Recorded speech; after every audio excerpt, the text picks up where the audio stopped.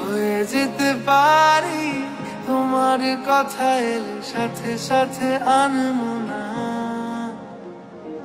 হয়ে যেতে পারি আকাশ নীলে মেঘেদের আলপনা।